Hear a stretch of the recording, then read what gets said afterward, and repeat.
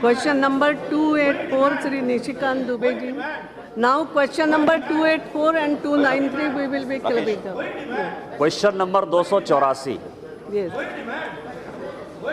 Yes. धन्यवाद अध्यक्ष महोदया।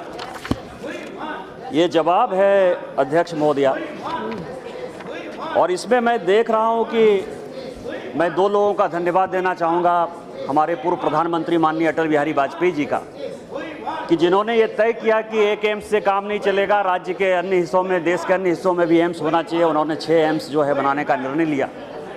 और बाद में हमारे प्रधानमंत्री जी का, माननीय मोदी जी का, कि जिन्होंने कहा कि सभी राज्यों में एम्स बनना चाहिए। और इसके लिए भारत सरकार ने सभी राज्यों को पत्र लिखा कि आप अपने यहाँ ज़मीन आइडेंटिफाई करके दे दीजिए। और उसमें एक मेरा भी राज्य था, झारखंड, जिसने कि 2015 में ही ज़मीन आइडेंटिफाई करके दे दिया। लेकिन जो लिस्ट है माननीय मंत्री महोदय की, मेरा आपके माध्यम से मंत्री महोदय से प्रश्न है कि कौन सा क्राइटेरिया भारत सरकार तय करती है कि झारखंड जैसे राज्य में एक भी एम्स जो है इन्होंने अनाउंस नहीं किया, बिहार में 2 एम्स हो गए, उत्तर प्रदेश में 2 एम्स हो गए, जम्मू कश्मीर में यदि लड़ाई हुई तो वहाँ 2 एम्स हो गए। जिन राज्यों ने अपना जमीन नहीं दिया, उसके बिना जमीन के कारण भी इन्होंने एम्स घोषित कर दिया। और आज तक झारखंड में इन्होंने क्या ऐसा कारण है कि एम्स नहीं दिया, मैं आपके माध्यम से जानना चाहता हूँ। अध्यक्ष महोदया, माननीय सदस्य ने विशेषकर झारखंड के बारे में उल्लेख किया है। मैं उल्लेख करना चाहता हूं कि माननीय प्रधानमंत्री जी ने जब पिछले दिनों में जब एनडीए की सरकार की, और उस समय देश के ऊपर स्वास्थ्य सुविधाओं की दृष्टि से केवल देश का एकमात्र आयुर्विज्ञान संस्थान दिल्ली में था। और इसको ध्यान में रख कर के उस समय 2003 में 6 एम्स की घोषणा हुई थी। और आज वो 6 एम्स से 2012 से प्रारंभ हो गए हैं, वो काम करना प्रारंभ हुआ है। उसमें झारखंड का भी उल्लेख किया गया है। केवल झारखंड में जो साइट सिलेक्शन का मामला है, वहाँ से राज्य सरकार से ये प्रक्रिया पूरी हो गई है। और जैसे माननीय सदस्य ने भी कहा कि इसकी नॉर्म्स क्या क्या है, कनेक्टिविटी बहुत आवश्यक है, क्योंकि इतने सारे वहाँ पर जो प्रमुख केंद्र हैं, उस केंद्र को स्थापित करने के लिए सड़क, बिजली, पानी, वहाँ सुविधाओं की दृष्टि से वहाँ पर जो कैंपस होगा, ये सारे दृष्टिकोण से मुझे लगता है कि ये बहुत आवश्यक है। और इसको मापदंड बना करके एम्स की स्थापना के बारे में जो नॉर्म्स तय हुए हैं और ज़मीन का जो सिलेक्शन है वो प्रमुखता से होना चाहिए, ये आवश्यक है। माननीय अध्यक्ष महोदया, मेरा प्रश्न वो नहीं था।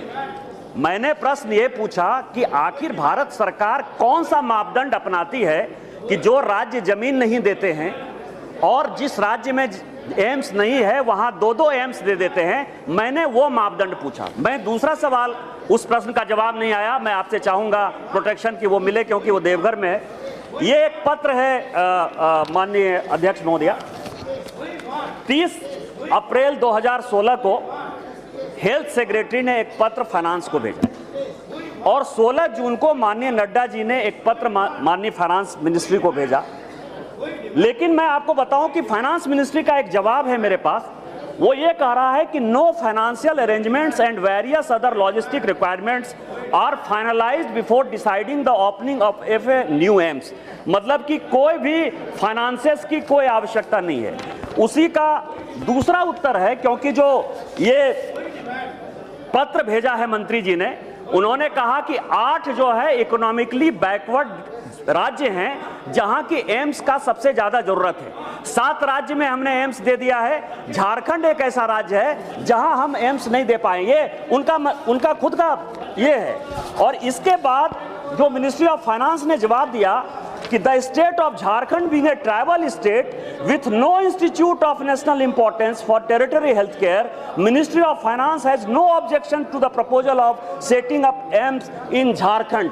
इतने सारे प्रक्रिया के बाद देवघर में जो भारत सरकार को प्रपोजल दिया है राज्य सरकार ने, कब तक काम शुरू करेगी एम्स का, मैं आपके माध्यम से जानना चाहता हूँ। आज जरूर कुछ ले अध्यक्ष महोदय, जैसे माननीय सदस्य ने बार बार झारखंड का उल्लेख किया है, एक तो मैं ये कहना चाहता हूं कि जब हमारे पास बजट की स्थिति और इसलिए इसको फेज वाइज करने का निर्णय सरकार का है, इस मंत्रालय का। जैसे भी हमारे पास ये सारे संसाधन होंगे, फाइनेंस की स्थिति होगी, हम जरूर झारखंड के बारे में विचार करेंगे। जहाँ तक पत्र व्यवहार का सवाल है, हमने ये बात भी स्पष्ट किया है कि इसमें जो भी हमारी जो प्रक्रिया है उसका पालन होना चाहिए और निश्चित झारखंड के बारे में हम विचार करेंगे। श्री विनोद चावड़ा जी। सिंह। अध्यक्ष महोदय, झारखंड राज्य के मेरे संसदीय क्षेत्र धनबाद के रेलवे स्टेशन का सौंदर्यीकरण एवं नवनिर्माण करने की आवश्यकता है। धनबाद देश की कोयला राजधानी मानी जाती है और यहाँ हजारों की संख्या में प्रतिदिन देश के भिन्न भिन्न राज्यों से हर वर्ग के व्यक्ति अपने रोजगार व्यापार करने के लिए उद्देश्य से आते जाते हैं। धनबाद जिला में देश का प्रतिष्ठित प्रतिष्ठान Indian School of Mines, Central Fuel Research Station, Coal Mines Provident Fund का हेडक्वार्टर, डायरेक्टर जनरल माइंस का हेडक्वार्टर, ऐसे अनेकों संस्थान हैं। मन से नहीं बोलना, वही पढ़ो। और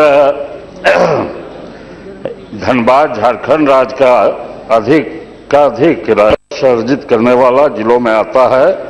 अतः मैं सदन के माध्यम से माननीय रेल मंत्री जी से आग्रह करता हूं कि शीघ्र ही धनबाद रेलवे स्टेशन को नवीनतम एवं पूर्ण व्यवस्थित करने हेतु दिशा निर्देश जारी करने का कष्ट करें, जिससे धनबाद आने जाने वाले सभी वर्ग के व्यक्तियों को सुविधा प्राप्त हो सके। धन्यवाद।